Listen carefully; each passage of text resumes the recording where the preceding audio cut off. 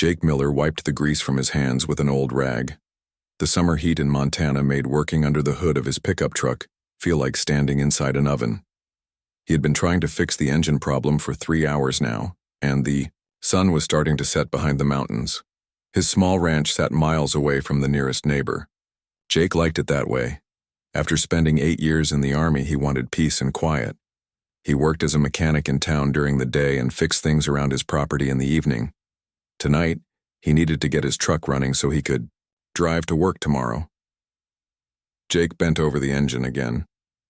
The problem was somewhere in the electrical system. He had already checked the battery and the alternator. Now he was looking at the wiring. His fingers moved carefully through the maze of wires and cables. The Army had taught him to be patient and methodical when solving problems. A bright light suddenly filled the sky above him. Jake looked up, squinting against the glare. At first, he thought it might be a helicopter with a searchlight, but the light was too bright and too steady. It hung in the air without making any sound. The light grew brighter and brighter until Jake had to cover his eyes with his hand. He felt a strange, tingling sensation all over his body, like static electricity before a thunderstorm. The hairs on his arm stood up. Something was very wrong. Jake tried to move toward his house, but his legs felt heavy and slow. The tingling sensation became stronger. The world around him started to blur and spin. The last thing he remembered was falling, to his knees beside his truck. When Jake woke up, he was lying on a cold metal table. Bright lights hung from the ceiling above him. The air smelled strange, like chemicals mixed with something he could not identify. His head hurt, and his mouth felt dry. He tried to sit up but found that thick straps held his arms and legs to the table. The straps were made of some kind of smooth, flexible material he had never seen before. Jake tested them carefully. They were strong but not impossible to break if he used enough force. 3 figures stood around the table looking down at him. They were not human. Each one was about 5 feet tall with gray skin that looked smooth and soft. Their heads were large compared to their thin bodies. They had no hair and no visible ears. Most disturbing were their eyes, which were completely black and much larger than human eyes. The creatures spoke to each other in a series of clicks and whistles. Their mouths barely moved when they made these sounds. One of them held what looked like a medical instrument with a sharp, glowing tip. Another carried a flat device that showed moving pictures and symbols. Jake forced himself to stay calm. Panic would not help him now. He needed to understand the situation and find a way out. The Army had trained him for capture and interrogation, though he had never expected his captors to be aliens. One of the gray creatures moved closer to Jake. It held the sharp instrument near his arm. Jake could feel heat coming from the glowing tip. The creature made soft clicking sounds as if it was talking to itself while it worked. Jake waited until the creature was very close. Then he pulled hard against the straps holding his right arm. The material stretched and began to tear. The creatures had made the restraints for their own kind, not for a human who weighed twice as much and had much stronger muscles. The strap broke with a loud snap. Jake grabbed the wrist of the creature holding the sharp instrument. The alien's arm felt thin and fragile in his grip, like the bones of a bird. Jake squeezed just hard enough to make the creature drop its tool. The other 2 creatures started, making loud, high-pitched noises. Jake guessed they were calling for help. He broke the remaining straps and rolled off the table. The 3 aliens backed away from him, their large black eyes wide with what looked like fear. Jake picked up the dropped instrument and examined it quickly. It was warm to the touch and made a soft humming sound. He pointed it at the aliens, and they moved even further away from him. Good. They were afraid of their own weapon. A door in the wall slid open with a soft hissing sound. Another alien entered the room. This one was slightly taller than the others and wore what looked like a uniform with colored symbols. It carried a device that looked like a weapon, with a wide barrel and glowing parts. The uniformed alien raised its weapon and pointed it at Jake. Jake dove to the side, just as a bolt of blue energy shot past his head. The energy hit the wall behind him and left a black smoking mark. Jake rolled across the floor and came up behind one of the smaller aliens. He wrapped his arm around the creature's thin neck and held the sharp instrument near its head. The uniformed alien lowered its weapon, clearly unwilling to risk hitting its companion. Jake could feel the creature trembling in his grip. Its skin was cool and damp, like a frog's. It weighed almost nothing compared to a human. These beings had clearly evolved on a world very different from Earth. More aliens entered the room. They all carried weapons and wore the same kind of uniform as the first one, but none of them fired at Jake while he held their companion as a shield. Jake realized that these creatures valued the lives of their own kind. That was something he could use. Jake backed toward what looked like another door. He kept the alien pressed against his chest and held the sharp instrument where all the others could see it. The uniformed aliens followed him, but kept their distance. The door slid open when Jake approached it. Beyond was a corridor with smooth walls and more bright lights. Jake could see other doors along the corridor and strange symbols on the walls. This was clearly some kind of spacecraft. Jake had been abducted by aliens. A few hours ago, he had been fixing his truck in rural Montana.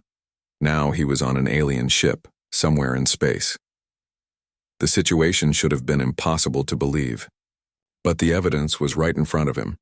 The aliens had made a serious mistake. They had expected to capture some kind of helpless animal for their experiments. Instead, they had taken a trained soldier who knew how to fight and how to survive. Jake smiled grimly as he moved down the corridor with his hostage. These creatures were about to learn why humans were not easy prey. The real question was not whether Jake could escape. The question was how much damage he would do to their ship before he got home. Jake moved through the alien corridor with his hostage pressed against him. The creature in his arms had stopped trembling, but Jake could feel its rapid heartbeat through its thin chest. The other aliens followed at a distance, their weapons lowered but ready. The corridor was unlike anything Jake had ever seen. The walls curved smoothly into the ceiling and soft lights ran along the edges where they met. There were no visible bolts, welds, or joints anywhere. The entire hallway looked like it had been grown rather than built. Jake studied the symbols on the walls as he walked. Some looked like pictures, others like mathematical equations. A few seemed to change and move when he was not looking directly at them. His mechanical mind automatically began trying to understand how the ship was put together. A new sound echoed through the corridor. It was a voice, but not like the clicking and whistling of the aliens around him. This voice spoke in clear, precise tones that seemed to come from everywhere at once. "Human specimen, you will release the research assistant and return to your containment area," the voice said in perfect English. Jake was surprised that the voice spoke his language, but he did not let it show on his face. "I don't think so," he replied. "How about you put me back where you found me, and nobody gets hurt?" "That is not possible. You have been selected for biological research. Your cooperation will make the process easier for both of us." Jake looked at the aliens following him. They had stopped moving and seemed to be listening to the voice as well. Jake guessed it was some kind of computer or artificial intelligence that ran the ship. "Research, huh?" Jake said. "What kind of research?" "We are studying the biology and behavior of species from primitive worlds. Your planet was identified as having several interesting life forms." "Primitive?" Jake felt anger building in his chest. "We'll see who's primitive." Jake spotted what looked like an access panel in the wall ahead of him. The cover was held in place by fasteners that looked similar to screws, though they had 6 sides instead of the usual cross or slot pattern. Jake's mechanical experience told him that behind that panel would be important systems for this section of the ship. "You will not interfere with ship operations," the voice warned, as if reading his thoughts. "Watch me," Jake muttered. He reached the access panel and used the sharp alien instrument to pry off the cover. Behind it was a maze of cables, tubes, and small devices that pulsed with different colored lights. Jake's training and experience let him recognize power cables, data connections, and what looked like control circuits. The aliens behind him made urgent clicking sounds to each other. The uniformed ones raised their weapons but still did not fire while Jake held their companion. Jake studied the alien technology for a moment. Despite being completely foreign, it followed basic principles that any mechanic could understand. Power flowed from one place to another. Information traveled along specific paths. Control signals told different parts of the system what to do. Jake grabbed a bundle of cables and pulled hard. Sparks flew. and several lights in the corridor flickered and went out. Emergency lighting came on, casting everything in a red glow. Warning, power distribution interrupted in Section 7. The computer voice announced. Maintenance required. The aliens made more urgent sounds. One of them stepped forward and spoke in the same clicking language. Jake did not understand the words, but the tone was clearly pleading. You want me to stop? Jake asked. Then show me how to get home. Jake reached for another bundle of cables. Before he could grab them, the alien in his arms spoke for the first time. Please, it said in heavily accented English. You damage life support. Jake paused. He had not expected the creature to speak his language. You can talk? Yes, we study your language before collection. Please, you damage systems that keep us alive. Jake looked at the cables in front of him.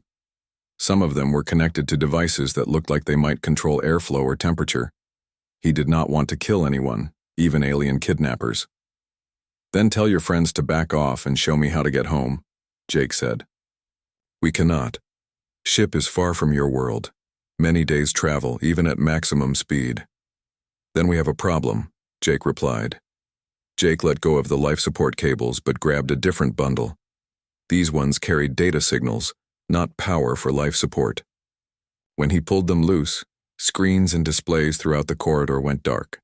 Navigation systems offline, the computer announced. Sensor array disconnected, communication systems interrupted. The uniformed aliens became very agitated. They clicked and whistled rapidly at each other. Jake guessed that losing navigation and communication was a serious problem for them. You beginning understand? The alien in Jake's arms said quietly. You very dangerous to us. That's right, Jake replied, and this is just the beginning. Jake continued down the corridor looking for more access panels. Every few steps he found another one and disabled different systems. Soon, lights were flickering throughout the ship, and the computer voice was constantly announcing new problems. Jake began to understand the layout of the ship. It was much larger than he had first thought, with multiple levels and sections.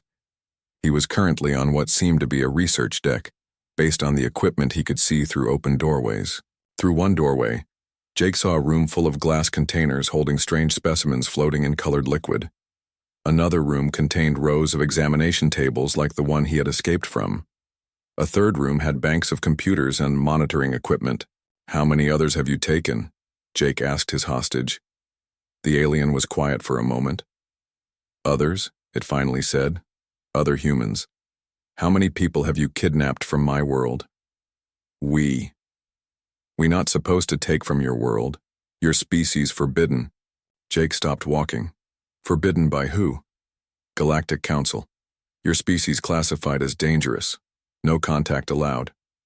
Jake felt a cold sensation in his stomach. But you took me anyway. Was mistake. Captain think your world different planet. Not check properly. So these aliens had accidentally broken some kind of galactic law by kidnapping him. That explained why they were so afraid. They had not just taken a human for their research. They had committed a serious crime against galactic civilization. What happens when the council finds out? Jake asked. The alien trembled again. Very bad things. Maybe destroy our ship. Maybe destroy our world. Jake smiled grimly. These creatures had made the biggest mistake of their lives. They had not just kidnapped a human. They had given humanity a way to contact the rest of the galaxy. Jake continued through the ship with his alien hostage. The creature had become more talkative as they walked, perhaps hoping that cooperation would save its life. Jake learned that the aliens called themselves the Zephyrians, and they came from a peaceful world where violence was almost unknown. Your people never fight? Jake asked as they moved down another corridor. Fighting very rare. We solve problems with talk and thinking. Physical violence is primitive behavior. Jake almost laughed. These creatures thought violence was primitive, but they had no problem kidnapping other species for medical experiments. Their definition of civilization was very different from his. What about your weapons? Jake nodded toward the uniformed aliens still following them. Those look like they're made for fighting. Weapons only for protection from dangerous animals on research worlds. Never used against intelligent beings. Until now, Jake pointed out. The alien was quiet after that. Jake found what he was looking for near the center of the ship. A large door marked with special symbols stood slightly apart from the others. Through the small window in the door, Jake could see a room filled with computer equipment and large screens showing star maps. Control room? Jake asked. Yes. Ship operations controlled from there. Jake studied the door. It looked heavier than the others, and it probably had better security systems. He would need to find another way inside. Jake looked at the access panels along the wall near the control room. These were larger than the ones he had found earlier, and they had warning symbols around them. Jake guessed they contained more important systems. What's in these panels? He asked his hostage. Main power distribution, computer cores, life support, for whole ship. And if I damage them? The alien's voice became very small. Ship would die. Everyone would die. Jake pried open the largest panel. Inside was a complex network of thick cables, crystalline components, and devices that hummed with power. Everything was labeled with alien symbols, but Jake's mechanical intuition helped him identify the most critical connections. Last chance, Jake called out to the aliens following him. Open that door and show me your communication system or I start pulling cables. The uniformed aliens clicked urgently at each other. Jake could see fear in their large black eyes. They understood that he was serious about damaging their ship. The largest of the uniformed aliens approached slowly, its weapon lowered. It spoke, in the clicking language to Jake's hostage, who translated. Security Chief Thexan says they will open control room, but you must promise not to damage critical systems. I'll promise not to kill anyone, Jake replied, but I'm not promising anything else. The security chief used a device on its belt to open the control room door. Jake walked inside, still holding his hostage. The room was impressive, filled with screens, control panels, and displays showing information about the ship and the space around it. 3 more Zephyrians were working at different stations in the control room. They looked up when Jake entered, their expressions showing the same fear he had seen in the others. One of them, wearing more elaborate clothing, stood up from what looked like the captain's chair. I am Captain Vexstar, it said in English. You are the human specimen. I'm Jake Miller, Jake replied. And I'm not a specimen. I'm a citizen of Earth who was kidnapped against his will. This is a regrettable mistake. We thought your world was uninhabited by intelligent life. Jake looked at the star maps on the screens around the room. Show me where Earth is. The captain gestured to one of the other aliens, who manipulated controls, on its panel. The main screen changed to show a 3-dimensional map of nearby space. A small yellow dot appeared near one edge of the display. Your world is here, the captain said. We are currently here. Another dot appeared, much farther away. Jake studied the display. Even he could see that the distance between the 2 dots was enormous. It would take a very long time to get home, even with alien technology. How long to get back to Earth, Jake asked. At maximum speed, perhaps 20 of your days. 20 days. Jake filed that information away for later use. I want to send a message to my world, Jake said. That is not possible. Communication with your species is forbidden. Jake moved toward the main power controls he could see on one of the panels. Then I guess you're going to have to explain to your crew why the ship stopped working. Wait, the captain said quickly. Perhaps we can find solution, but sending message to your world would violate very serious laws. Your problem, not mine. Jake studied the alien communication equipment. Like everything else on the ship, it was more advanced than human technology, but the basic principles were the same. Information went from one place to another. The equipment could be set to different frequencies and power levels. How does it work? Jake asked. The alien operating the communication station looked at the captain, who gave a reluctant gesture of permission. Communication uses subspace transmission, the alien explained in broken English. Message travels faster than light, reaches destination almost instantly across galaxy. Jake felt excitement building in his chest. This technology could change everything for humanity. Instant communication across the galaxy would revolutionize human civilization. Show me how to use it, Jake ordered. The communication operator's hands trembled as it demonstrated the controls. Jake watched carefully, memorizing every step of the process. His mechanical mind automatically understood how the different systems work together. "Now connect me to Earth," Jake said. "But the laws," the captain began. Jake's hostage whispered something urgent in the clicking language. The captain's expression changed, becoming even more fearful than before. "What did it say?" Jake asked. "It reminded me that violating contact, laws with your species, carries death penalty for entire crew. But refusing to help you might result in our deaths right now." Jake nodded. "Smart creature. Now make the connection." The communication operator worked at its controls. The main screen changed to show technical displays that Jake did not understand, but he could see that systems were activating and power levels were rising. "Connection established," the operator said. "Ready to transmit." Jake thought about who he should contact first. The police would not believe him. The military might, but they would ask too many questions. Then he remembered something from his army days. There were people whose job it was to watch for exactly this kind of situation. "Connect me to NORAD," Jake said. "North American Aerospace Defense Command. They monitor space around Earth." The operator looked confused. "We need specific communication, frequencies." Jake tried to remember the emergency frequencies he had learned in the military.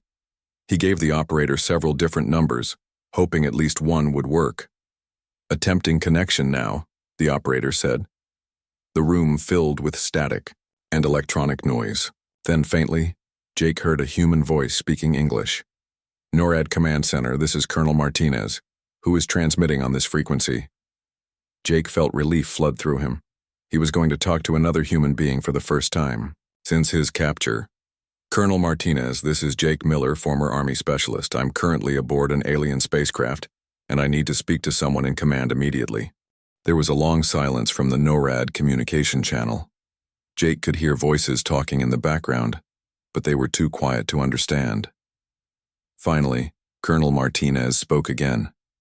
"Jake Miller, I need you to verify your identity." "What? Was your unit and deployment history?" Jake quickly provided his service record, social security number, and other identifying information.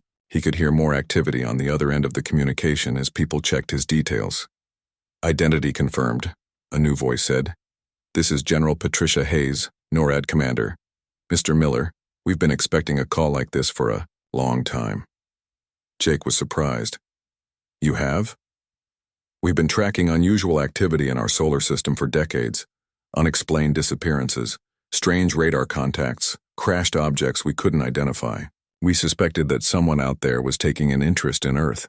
Jake looked around the alien control room. The Zephyrians were listening to every word, their expressions growing more fearful by the minute. "General, I'm currently on a ship belonging to aliens called Zephyrians. They kidnapped me for biological research, but apparently that violates some kind of galactic law." "We know about the laws," General Hayes said. "Mr. Miller, I need you to listen very carefully. Can you get information about where you are and where their homeworld is located?" Jake looked at Captain Vextar. "You heard her. Show me your navigation." "Data." The captain spoke rapidly in the clicking language to its crew. The navigation officer reluctantly activated its controls, and star charts appeared on the screens around the room. Jake described what he could see to General Hayes. She had him read out coordinate numbers and describe the route the ship had taken from Earth. "Excellent," the general said. "Mr. Miller, you should know that Earth is not as helpless as these aliens think. We've been preparing for contact with hostile extraterrestrial forces for quite some time." The Zephyrians in the control room became very agitated when they heard this. Captain Vextar stepped forward. "Please, you must understand. We are not hostile. This was mistake. We will return human to his world immediately." Jake transmitted the captain's words to General Hayes. "Tell them it's too late for that," she replied. "They violated our sovereignty. They kidnapped one of our citizens. There will be consequences." Jake felt a grim satisfaction as he relayed the message. The aliens had thought they were dealing with a primitive species that couldn't fight back. They were about to learn how. Wrong they were.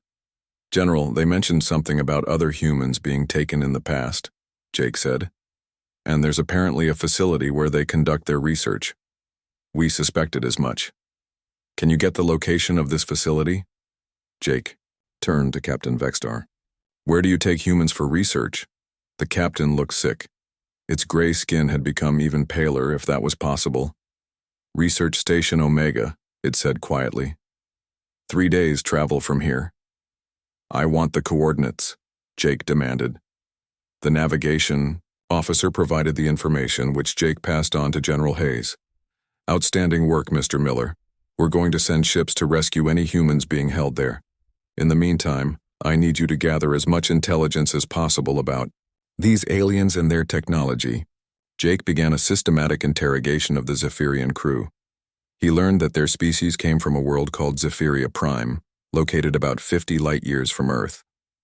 They belonged to something called the Collective of Peaceful Species, a group of alien civilizations that work together to study and catalog life throughout the galaxy.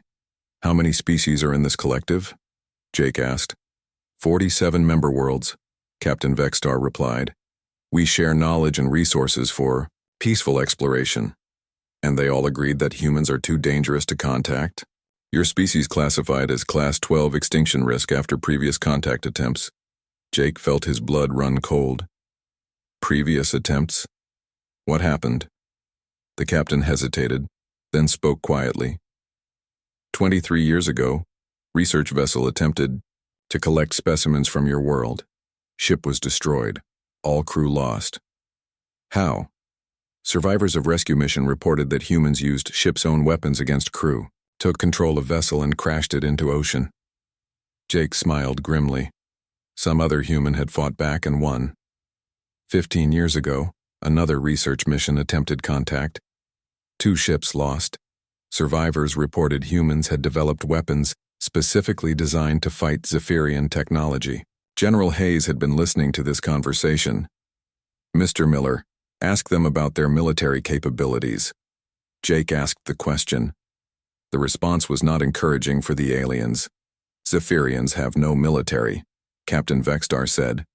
We are peaceful species. Other collective members provide protection when needed. What other members? Corallian Empire has strongest military. They enforce collective laws and maintain peace. Jake transmitted this information to General Hayes. The Corallians, she said thoughtfully. We've had encounters with them before. They're warriors, but they follow rules. They might be willing to negotiate.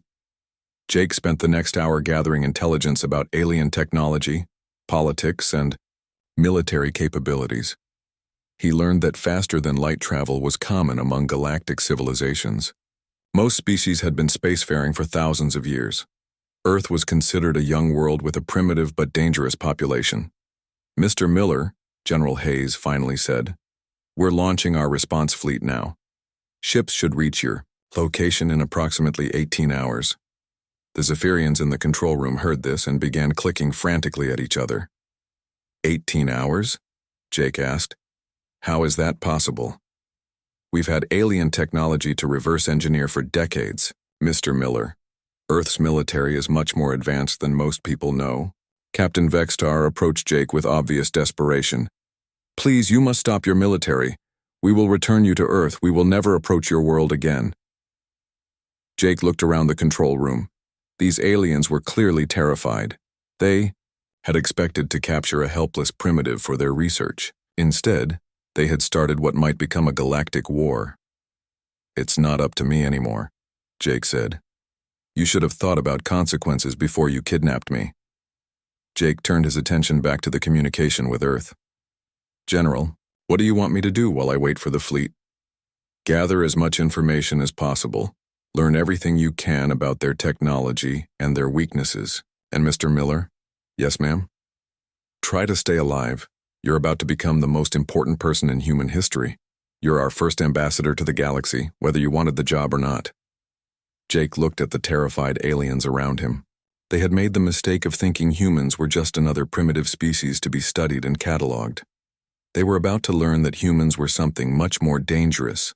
They were survivors, and survivors always fight back. 16 hours later, the Zephyrian ship's sensors detected the approaching Earth fleet. Jake stood in the control room, still holding his alien hostage, watching the displays as human spacecraft appeared on their screens. The Earth ships were unlike anything the Zephyrians had expected. Instead of primitive rockets, they saw sleek vessels that moved with impossible speed and precision. The lead ship was massive, easily twice the size of the Zephyrian research vessel.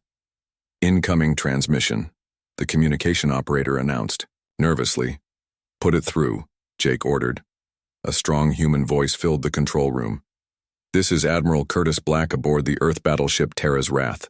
Zephyrian vessel, you are ordered to surrender immediately. Captain Vextar stepped forward with trembling hands. Admiral Black, this is Captain Vextar. We surrender. Please, we meant no harm to your species. You kidnapped one of our citizens, Admiral Black replied coldly. You violated our sovereignty. Harm was already done. Jake could see other human ships moving into position around the Zephyrian vessel. They formed a perfect attack pattern that would make escape impossible.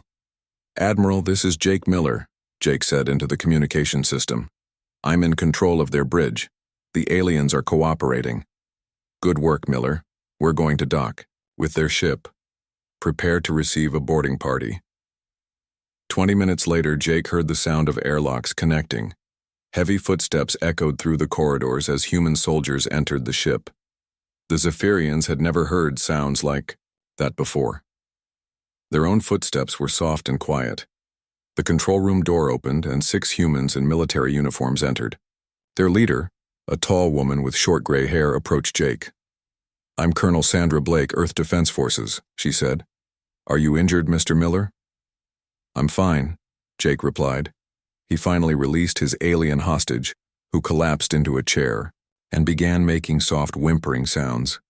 Colonel Blake looked around the control room with professional interest. Impressive technology. Our intelligence teams will want to study everything. Captain Vextar approached slowly. Colonel Blake, we wish to negotiate. We will give you anything you want in exchange for safe passage home. That's not how this works, Colonel Blake replied. You committed acts of war against Earth. There will be consequences. Jake watched as human soldiers secured the ship and began examining the alien technology. The Zephyrians offered no resistance. They seemed to understand that fighting would only make their situation worse. Colonel, they mentioned a research station where they keep other humans, Jake said. We know about it. Admiral Black is leading a task force there now. We'll have those people home within 48 hours. Over the next few hours, Jake learned more about Earth's secret space program. The military had been preparing for alien contact since the 1950s.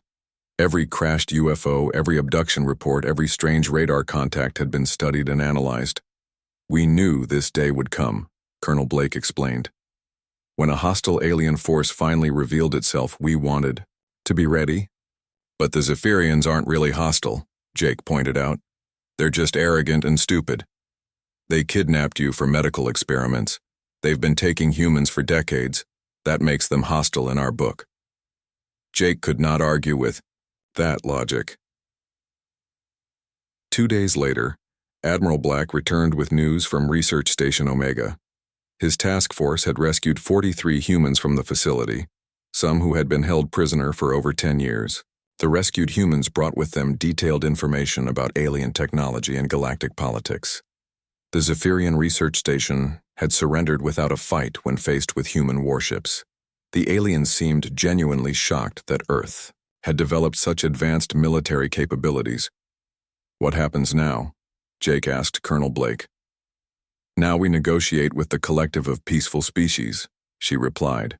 We'll establish formal diplomatic relations and make sure this never happens again.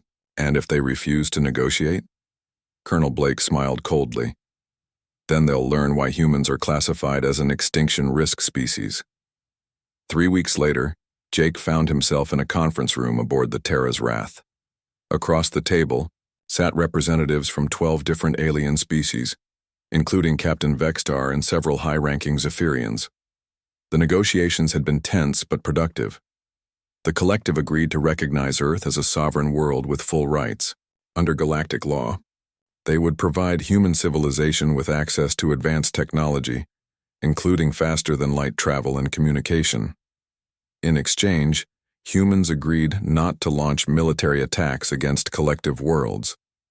The 47 species that made up the collective breathed easier, knowing that the dangerous humans would remain peaceful as long as they were left alone. "There is one final matter," said the Corallian representative, a tall alien with blue skin and 4 arms.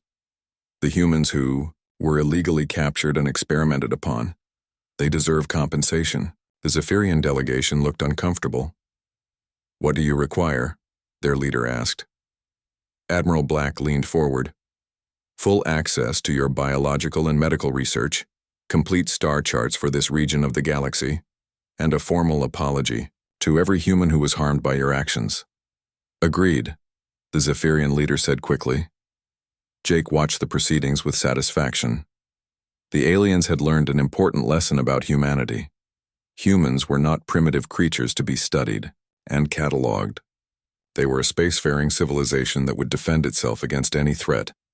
After the negotiations ended, Jake found himself alone with Captain Vexstar. "I want you to know that I am truly sorry," the alien captain said. "Our actions were wrong. We thought we were advancing science, but we were causing harm to innocent beings." Jake studied the alien's large black eyes. He could see genuine remorse there. "Just make sure it never happens again," Jake said. "It will not. Your species will be left in peace." Jake nodded. "Good, because next time we might not be so diplomatic." 6 months later, Jake stood in his backyard in Montana, looking up at the stars. The night sky looked different now that he knew what was out there. Hundreds of alien civilizations, thousands of worlds and technologies beyond human imagination. But humanity was no longer alone and helpless. Earth now had its own fleet of starships, its own colonies on distant worlds, and its own voice in galactic politics. The age of human expansion into the galaxy had begun. Jake's truck sat nearby, finally repaired.